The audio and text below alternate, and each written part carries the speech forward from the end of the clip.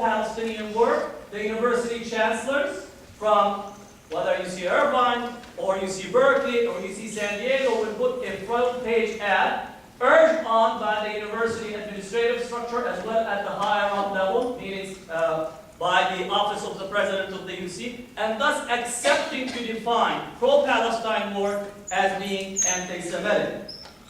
Fifth, attack on academic freedom.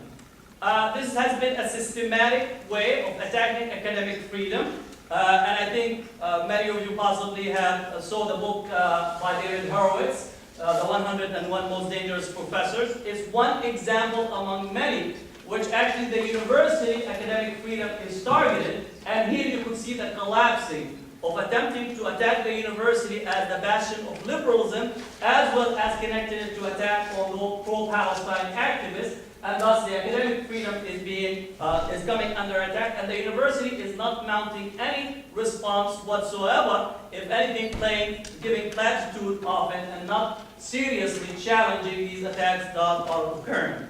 Six, in addition to academic freedom, there is the Student Bill of Rights that have been coming across the country. The Student Bill of Rights have been put on the ballot on the state assemblies in Arizona, in Michigan, in Oregon, and in a number of states. This actually Bill of Rights was developed by David Horowitz with a group of students, and a critical piece of this Bill of Rights, once again, is attacking pro-Palestine work on college campuses, as well as many other progressive work in general. Seven, contesting Arab and Muslim funding on college campuses. The pro-Israel forces challenge and try to smear Arab donation and Muslim donations to programs and college campuses in such a way to actually label some of these donations and some of these endowments as blood money, or to say that these are money that are coming from terrorists. And you could see the similar also attack on Saudi money. Right? Saudi money, if it comes to universities, is automatically attacked as being money that is coming or harboring or helping terrorists. Now, when Citibank goes and gets $6 billion from Saudi, it's good money. But when universities or Muslim students and any other take the money, it becomes blood money.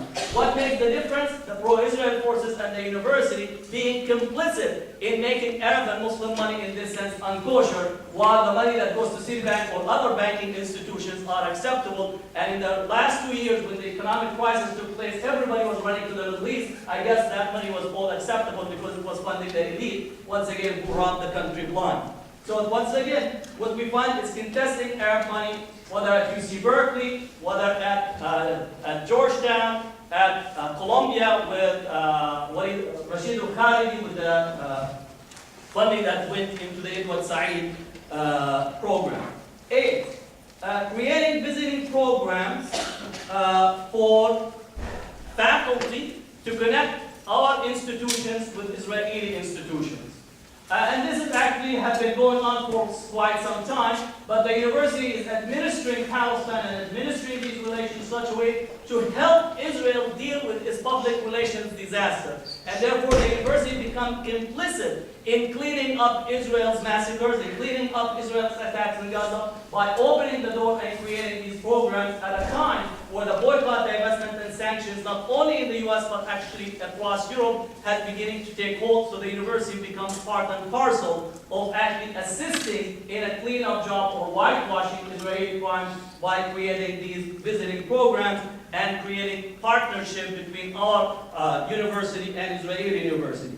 9, creating student exchange programs with the university, and the university in here, the UC system as well across the country, facilitating an exchange program with Israeli institutions, and thus once again becoming part and parcel of supporting Israeli occupation rather than resisting. 10, and this is my last point on the list of items, is that the university has been sending some of our police officers and police chiefs to get training with Israeli institutions. Meaning that for training on terrorism, not only police departments on college campuses, but also police departments in many cities are being sent to Israel to get training on counter-terrorism measures. And the Israelis, when they provide those training, definitely the archetypal or stereotypical image of a terrorist is reflective of Arabs or Palestinians in general, and therefore the university becomes part and parcel of this, and you wonder whether the sharing of information in these joint counter-terrorism task forces, what type of information that are being used back and forth.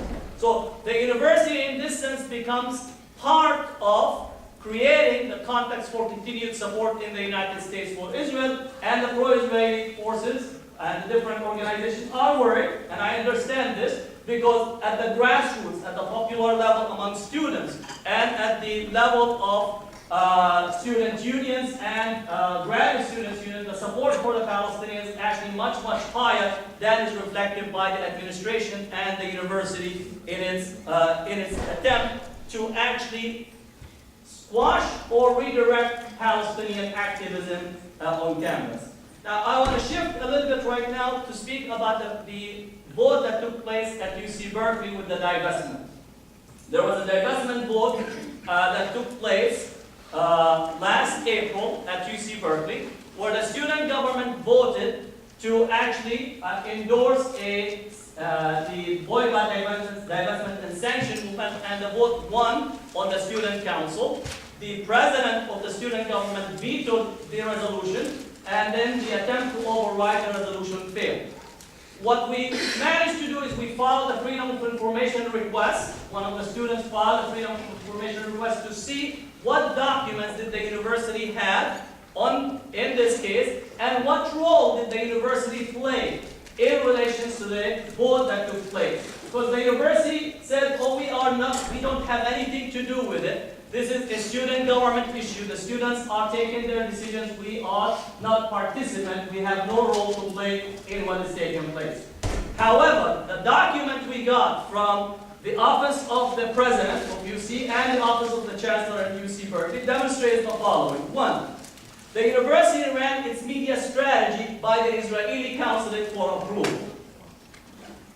The university ran its media strategy, right, by the Israeli consulate for approval. Now, let me repeat this. The university, an American university, the chancellor of a university, ran its media strategy by the consulate of a foreign government in relation to a political decisions on campus relating to an American student body deciding on such a matter. Right? So that's what the document relieved. They also agreed on a strategy of silence in order to prevent the divestment bill from becoming a national issue. Meaning the university and the Israeli consulate agreed on the strategy of not wanting the divestment to become a national issue. Meaning, while the university was saying to the students that we have nothing to do, and they actually were meeting with the students who were working on the divestment bill and meeting with the students who were working against the divestment bill, the university was coordinating its strategy and agreeing with the Israeli consulate in San Francisco and meeting with another to actually create a silence. Second, the chancellor, when the student body actually vetoed the bill, sent a letter of congratulation to him, the chancellor of the university and the office of the president. Now, if the university chancellor is a neutral agent, why would he intervene and send a congratulation letter before actually anything is concluded? Third, the chancellor actually met with the Israeli council following the divestment episode over the summer. So after the divestment, the chancellor made sure to meet with the Israeli council to strategize. Once again, I want you to put in your mind, Israel is a foreign country. I know in certain parts of the US it's not, but it's a foreign country. Right? For anybody who doesn't know, Israel is a foreign country, it's not part of the United States, even though that it gets more money than some of the states, but that's a side issue. Right? Meaning the chancellor is actually meeting and coordinating the strategy. Now, the president of UC UW was aware of the investment before it happened through concerned emails that he received, and immediately began to have phone communication to try to actually limit what he deemed to be a public relation damage. So once again, it's a public relation damage that they fought. In second, President Udall had a cozy relationship with the leaders of the ADL. They actually were on a first-name basis and picking up the phone that so-and-so called you, you need to respond to it. So Abraham Bachman from ADL had immediate access to the President's office and to the Chancellor's office. What we find in opposite that there was no access given to the pro-Palestinians in the same way. We don't see any acceptance to have the phones picked from any of the pro-Palestinians or the UC president or the chancellor having that type of engagement to say that they're acting as a neutral agent. What we find is actually they were decisively on the side of managing and administering Palestine and creating the checkpoints to prevent the divestment bill from taking hold or having any success. So that's the divestment. What we found is there is an engagement between the university, the Israeli consulate, the American Jewish Committee, the Jewish Community Relations Council, and also AIPAC came and met with the university to follow up and make sure that there is counter programs to prevent the divestment from taking hold and to label that work as being anti-Semitic. The next piece that I want to speak, and I think I'm going to leave some time, I have a flight to catch at then, so I'm going to leave some time for a question, is on April 13, 2001, just to show you how administering Palestine takes place. Hastings, UC Hastings is our law school in San Francisco. The UC Hastings is one of the colleges for the UC system. The UC Hastings, there was a conference titled Litigating Palestine. That conference was sponsored or organized by tenured faculty at UC Hastings. It was organized to take place March 25th and March 26th. There were 13 speakers invited. 4 of them Jewish that were invited, and they were actually looking at how litigation related to Palestine is taking shape. The conference was approved by the tenured faculty. The night before the conference, the UC Hastings board met in an emergency session. Now, for those who know, emergency sessions are often reserved either to discuss litigation or to discuss personnel matter. Yet, the university called for a meeting, an emergency meeting, closed emergency meeting the night before, and they had the following resolve agreed upon. In its emergency meeting, be it resolved by the board of directors that it is in agreement that the college should take all steps necessary to remove the UC Hastings name and brand from litigating Palestine conference. By taking this action, the board strongly endorses the principles of academic freedom. Now, what a double, academic freedom and the process used to determine which conferences to present.